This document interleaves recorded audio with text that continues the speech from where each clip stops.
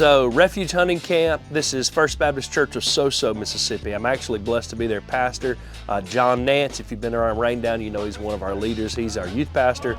And this camp is about our guys. It's fathers and sons. It's right before Christmas, so there's a lot of excitement. The hunting should be good. There is a chance of rain, but we're gonna roll on through. Our goal really for these camps is not just to come have a good time. That's fairly easy to do when you're at a hunting camp, but the goal really is to shape their minds and kind of change their thinking about how they view the outdoors and see the purpose of it and how God has designed all of this. And for when they leave, not to just talking about a great camp, but ultimately for them to talk about a great God that has given all of it to us.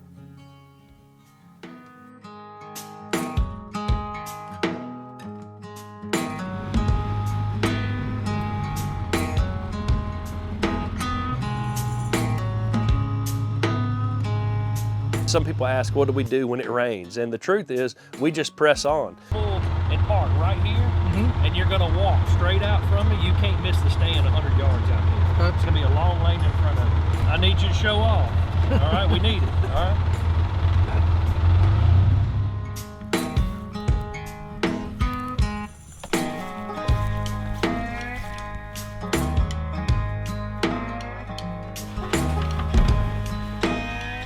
Deer still move.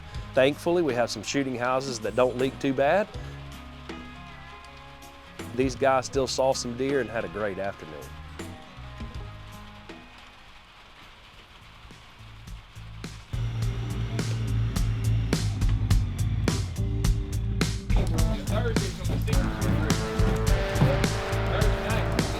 So you can't have a hunting camp without incredible food.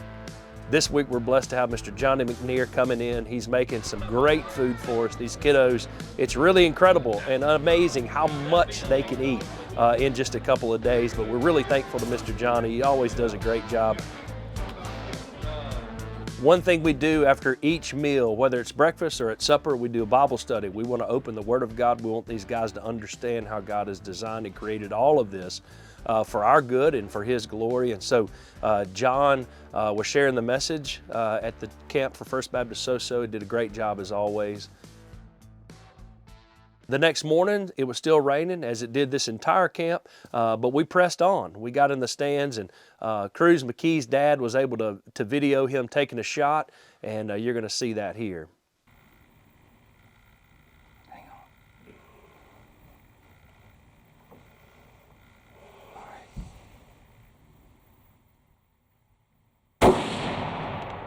You can see from the video, and this is really the uniqueness of having a camera in the stand. You can see a lot of these things. He didn't make the perfect shot, and that's okay, and that's perfectly okay. But we knew he had hit the deer. We looked for sign, looked for blood, looked for everything we could. We did all that we could and really didn't see any sign whatsoever.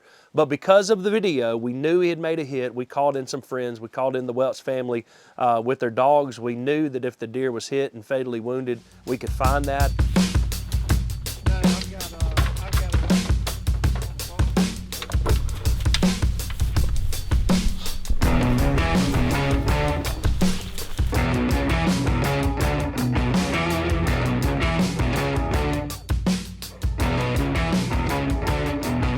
In bringing in dogs to help track deer, we use them as a last resort, or try to, because we don't want to lose the woodsmanship of teaching these young men how to trail a deer, how to find blood, how to track, but we also want to be responsible for the animal that we've shot. So when we're at the end of our road, and when we know we've done all that we can do, we certainly jump out there and call some guys that we know.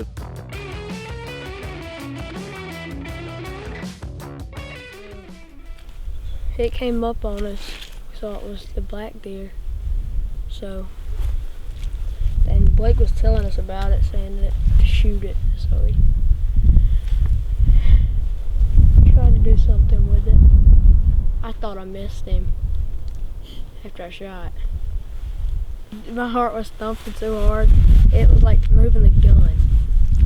Like the gun was up against my chest.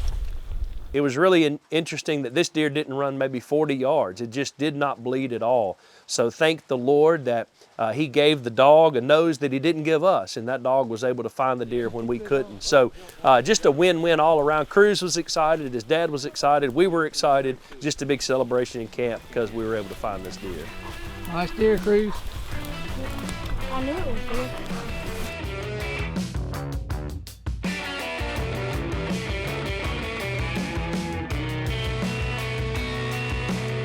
That bed.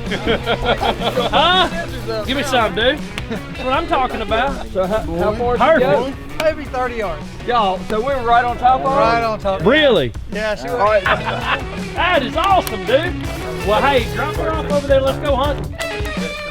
One of the things about it being our church with our group, I actually get to hunt with my son, William.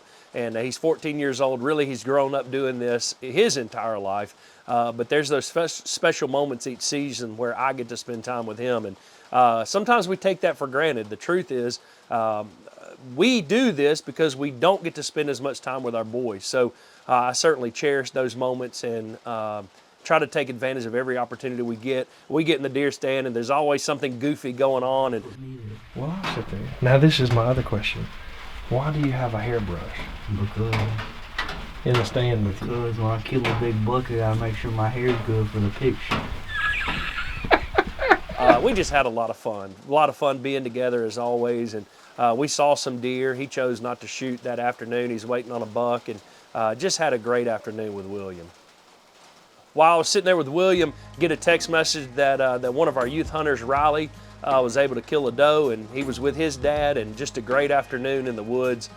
Get back to camp, and everybody celebrating, having a great time.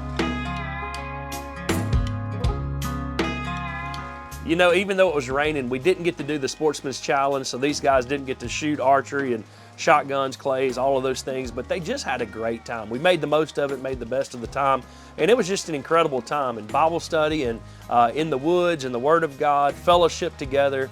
Incredible memories are made, and really we look forward to doing this each year. It's just a great camp, great refuge hunting camp, and we look forward to many more.